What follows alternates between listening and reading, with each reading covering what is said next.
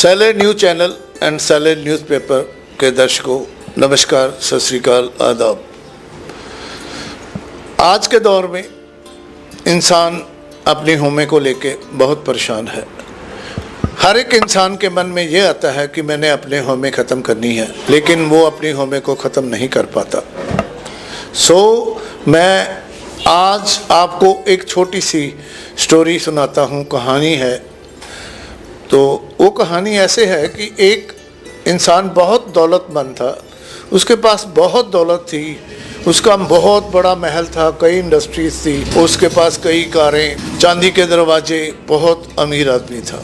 तो उसे एक बहुत बड़ा ज्वेलरी का ऑर्डर मिला जो उसने एक्सपोर्ट करनी थी।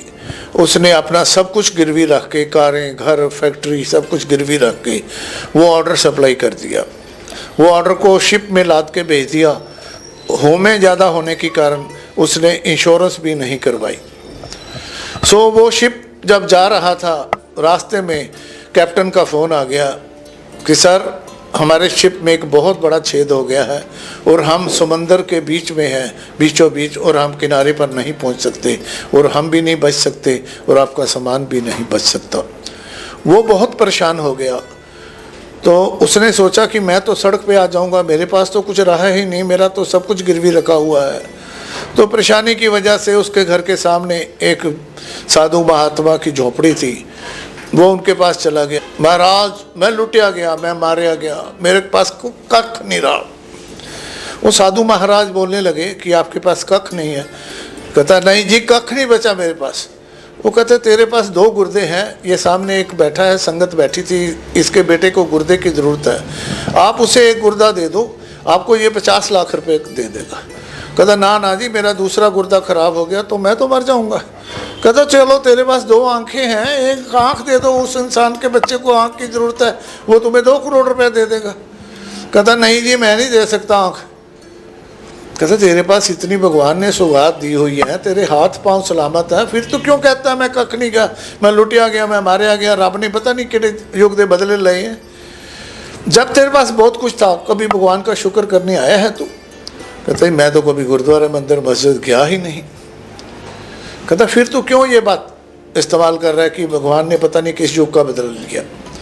वो ज़्यादा ना कहते हुए कहने लगा कि महाराज, मैंने सुना है कि आपकी अरदास सुनी जाती है, आप अरदास करो, आपकी अरदास सुनी गई तो ये सारी संगत बैठी है, मैं आपको खुश कर दूंगा।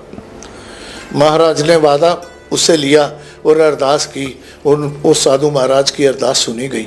और जब वो घर पहुंचा तो फ़ोन आ गया कि हमारे वहाँ छेद हुआ था, एक बड़ी सी मछली फंस गई, तो हमने सीमेंट लगा के बंद कर दिया, मछली तो मर गई, हम बच गए, आराम से पहुँच जाएंगे। उसी पाँव वो वापस आया महाराज के पास कि मैं वादे का पक्का हूँ, मैंने आपको कहा था कि मैं आपको खुश कर दूंगा। उसने अपनी कोठी की चाबियाँ महाराज को दी और ये लोग कहते मेरी तरफ से तोहफा। तो साधु कहने लगे भैया, आपने तो बोला था कि मैं आपको खुश कर दूंगा। वो साधु महाराज को बोलने लगे कि आप बहुत लालची हो। कहता चलो मेरी कारें ले लो। कहता मैं तो भी नहीं खुश हुआ। कहता मेरी फैक्ट्री ले लो। कहता तो भी खुश नहीं। तो महाराज मेरी दुआ सुनो, आप कैसे खुश हो गए? वो कहते कोई अपनी चीज़ दो। कहता हाँ, मेरी अपनी चीज़, आपने आंख मांगी थी, गुर्दा मांगा था, जिसको देना दे दो, वो तो मेरे अपने हैं ना। कहता भाई, ये ना धन दौलत मकान, ना तेरा शरीर अपना है। जब तुम मर गए तो शरीर मिट्टी मिट्टी में मिल जाना है, पानी पानी में। और ये तुम्हारी दौलत, ना तो तुम्हारा कोई बच्चा है ना औलाद है, ये दौलत भी पता नहीं किसी को जाएगी। ये तुम्हारी अपनी चीज़ें नहीं है, कोई मुझे अपनी चीज़ दो, तुम्हारी जो अपनी है। तो कहता जी मैं वादे का पक्का हूँ, मैंने आपको खुश करने को बोला था, आप मांगो, क्या मांगते हो, मैं आपको वो चीज़ ज़रूर दूँगा। तो साधु महाराज ने कहा कि ये जो तू कहता है ना, मैंने कोठियाँ बनाई, मैंने कारें बनाई, ये मैं मुझको दे दो, ये जो होमे है वो मुझे दे दे, तू करना सीख ले तो तेरे को भगवान की शरण मिल जाएगी। तो उस दिन से उस इंसान को नसीहत मिली, उसने तू करना शुरू कर दिया कि तू दाता दातार, तेरा दिता खावना, जो तुझ पावे साई पलिकार।